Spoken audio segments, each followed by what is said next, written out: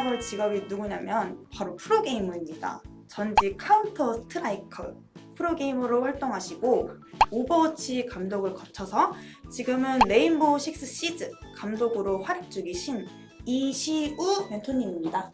어서오세요. 저는 1년부터 7년까지 카운터 스트라이크라는 FPS 게임 선수로 활동을 했고 10년 정도 e스포츠 전문 기자로 활동을 했고요. 겐지라는 프로게임 팀에서 오버워치 컨텐더스 팀 감독을 맡았습니다. 그리고 탈론이라는 팀에서 지금 현재 레인보우 식스 팀 감독을 맡고 있습니다. 프로게이머의 하루 일과는 어떻게 되나요?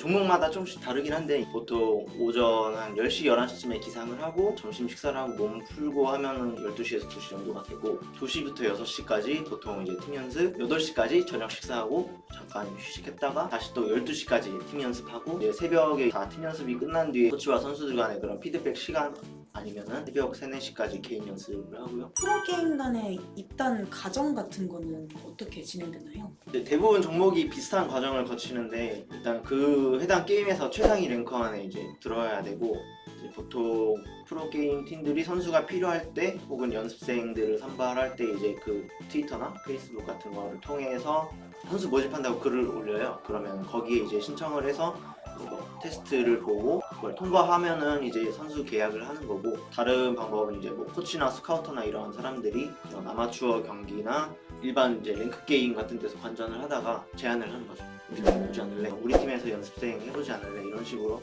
제안을 해서 데뷔하기도 하고요. 프로게이머의 장단점은 무엇인가요? 장점, 최상위권에 들어서 성공을 하면은 그 또래에 비해서 정말 많은 돈을 벌 수가 있고 해외 진출을 할 수 있는 그런 기회도 많고요. 프로게이머 은퇴 이후에 이제 갈 수 있는 직업들이 뭐 좀 다양해진다는 거. 단점, 정말 생각보다 더 힘들어요. 공부하기 싫어서 공부 재미없어서 게임 좋아하니까 프로게이머 하고 싶다 이런 친구들 굉장히 많은데 그런 식으로 접근하면 90% 실패를 하고요. 이기기 위해서 자기 이제 직업적으로 게임을 해야 되기 때문에 하기 싫어도 억지로 해야 될 때도 많고 건강 같은 거는 어떻게 하시는지.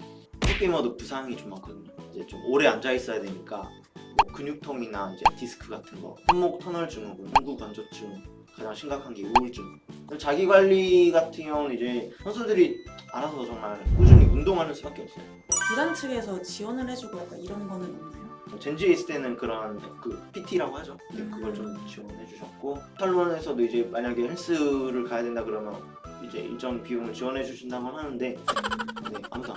프로게이머 감독은 어떤 일을 하나요? 관리형 감독도 있고 좀 게임 전략적으로 거의 코치처럼 하는 감독도 있는데 저 같은 경우에는 거의 좀 반반 정도 해서 선수단 관리를 좀 최우선적으로 신경을 쓰고 선수들이 아무리 뭐 자기가 의욕적으로 한다고 해도 옆에 누가 없거나 풀어놓으면 흐트러지게 돼 있거든요. 그런 것들을 옆에서 좀 잡아줘야 되고 이제 숙소 생활에서도 기본적으로 해야 될 것들에 대해서 계속 어떻게 보면 장기를 지금 프로게이머는 인지도가 중요한가요? 네, 인지도 정말 중요하고 수익 구조가 대부분 뭐 스폰서십이나 최근에는 이제 뭐 스트림 플랫폼 회사와 계약을 해서 그걸 수익 이제 구조로 삼고 있는데 당연히 선수가 인기가 많을수록 더 많이 보고 하겠죠. 그러면 더 스폰서 유치하기도 쉽고 선수들도 이제 방송을 부업으로 또 병행하는 그런 경우도 많고 하기 때문에 실력이 최우선이지만 동급 실력이라면 당연히 인지도나 인기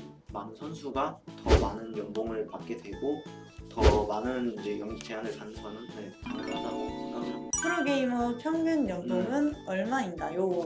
일단 대표적인 그 두 가지 종목만 먼저 좀 말씀드릴게요. 리그 오브 레전드 같은 경우는 1군 LCK 기준으로 최저 연봉이 6천만 원부터 시작을 하고 2군 리그인 챌린저스도 지금 최저 연봉이 2천만 원으로 책정이 돼 있습니다. 그리고 오버워치 리그 같은 경우는 글로벌 대회라서 달러로 책정이 돼 있는데 5만 달러고요. 한국 돈으로 하면 이제 약 5,500만 원 정도? 근데 그 두 종목은 프랜차이즈 시스템을 도입해서 선수들도 안정적으로 활동을 할 수 있게 그렇게 마련을 한 거고 다른 게임들 같은 경우는 되게 진짜 천차만별이에요. 수입이 거의 제로인 선수도 있고 한 달에 막 수백만 원씩 버는 선수들도 있고 대신에 또 돈 나갈 일은 없죠. 보통 연습실하고 숙식 제공 이런 건 다 되니까 팀들도 그런 식으로 이제 투자를 해서 나중에 선수가 잘 되면은 더 좋은 팀으로 보내서 뭐 이적료를 받는다거나 아니면 그 팀의 인지도를 같이 올려서 스폰서를 유치한다거나 이런 식으로 팀과 선수가 함께 성장하는 거 좀 그런 구조로 가고 있습니다. 프로게이머를 은퇴한 뒤에는 보통 어떤 일을 하나요?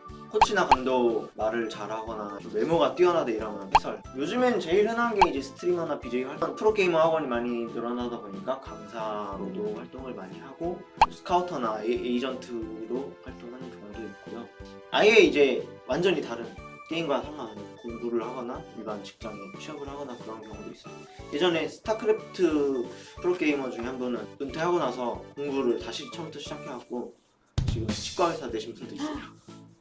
기자는 워낙 힘들어서. 어떻게 하다가 되신 거예요? 제가 아까 그 카운터 스트라이크를 했다고 말씀드렸는데 그때 이제 워낙 국내에선 스타크래프트 위주로 돌아갔잖아요. 그래서 해외 소식 같은 거를 제가 인터넷에 짧은 번역을 해갖고 꾸준히 올리고 인터뷰 같은 거 하다 보니까 건너 어디 작은 신문사가 있는데 혹시 일하지 않을래? 라고 이제 제안이 와서 그때는 저도 이제 한창 아르바이트 하고 있던 시기라서 얼떨결에 시작을 하게 됐는데 마침 그게 이제 게임 쪽 그런 관련된 월간지였고 그거를 통해서 자연스럽게 이제 e스포츠 전문 매체로 이직을 해서 10년 정도 활동을 했고 저 어릴 때는 게임 잡지가 많이 나왔거든요. 사실 어릴 때는 그런 거 보면서 되게 와 게임 기자면 재밌겠다 이런 게 있었는데 그런 어릴 적 꿈이 또 약간 은연중에 좀 있었던 것 같아요.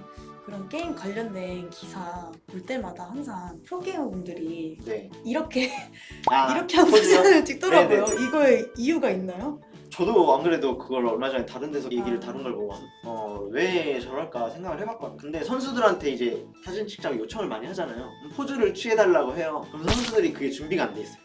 뭐 할지 몰라요. 막 되게 뭐 하지 이러다 시간 계속 가고 그나마 이제 다들 할 줄 아는 게 이거니까. 네네.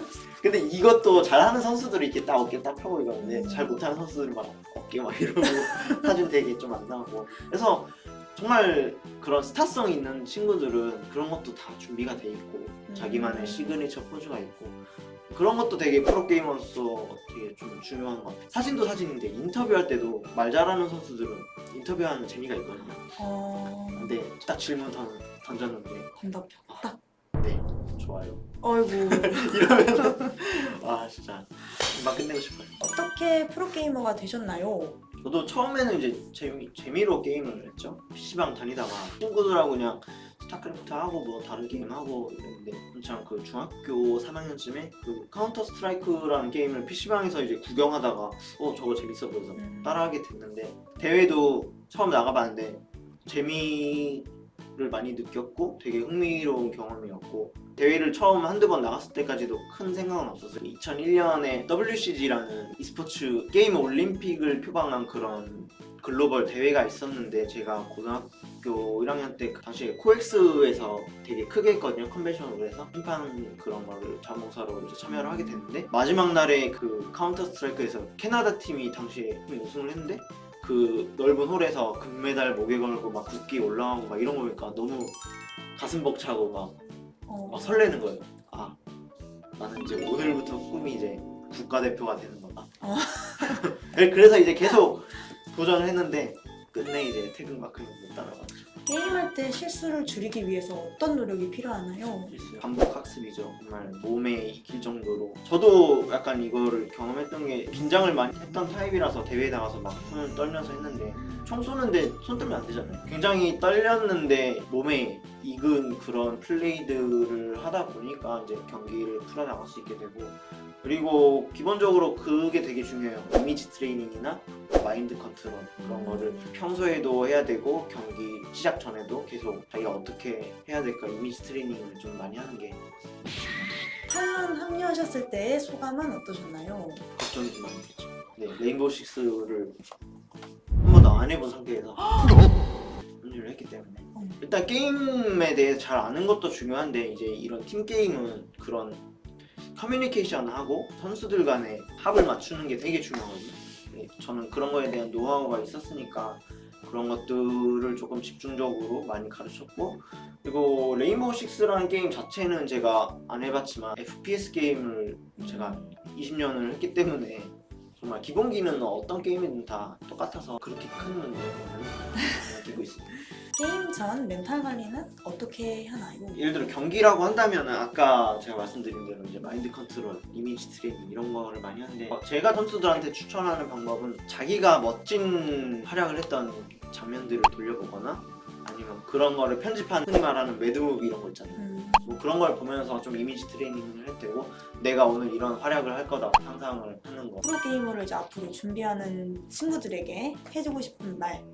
네, 현실적으로 이제 자기가 준비하는 종목이 앞으로 그런 인기라든가 시장 상황이 어떻게 변할 것인가 그런 것도 예측을 잘 하고 공부하는 것도 되게 중요하고요. 준비를 하는 데 있어서 굉장히 체계적으로 향후 1년 안에, 2년 안에 내가 이것까지 목표를 도달하겠다 이런 것들을 계획을 세우는 게 중요하고 그리고 프로게이머들이 굉장히 이런 인성이나 태도가 중요하기 때문에 평소에 뭐 그런 결격 사유가 될 만한 일들 이제 대리게임, 뭐 학교 폭력 문제도 그렇고 그런 이제 뭐 욕설이나 비매너 행위 안 하는 게 좋습니다. 프로게이머가 된다고 하더라도 이제 계약이 해지되거나 이럴 확률이 높습니다. 보통 가장 크게 부딪히는 문제가 부모님 반대인데 실제로 이런 선수들도 많았고 이것 때문에 고민하는 친구들 많은데 이것도 이제 그 일정 기간 1년 정도 해보고 뭐 안 되면 공부 정말 열심히 하겠다. 네, 이런 구체적인 계획을 세워서 부모님한테 공유해서 같이 얘기를 하는 게 좋을 것 같고 본인도 이제 정말 도전을 해봤는데 안 되면 스스로 한계를 느끼고 해야 되니까 본인도 그게 안 됐을 때 스스로 인정해야 되는 그런 것도 굉장히 중요한 것 같습니다. 나봐 안녕. Please don't talk about me when I'm gone. Oh, honey.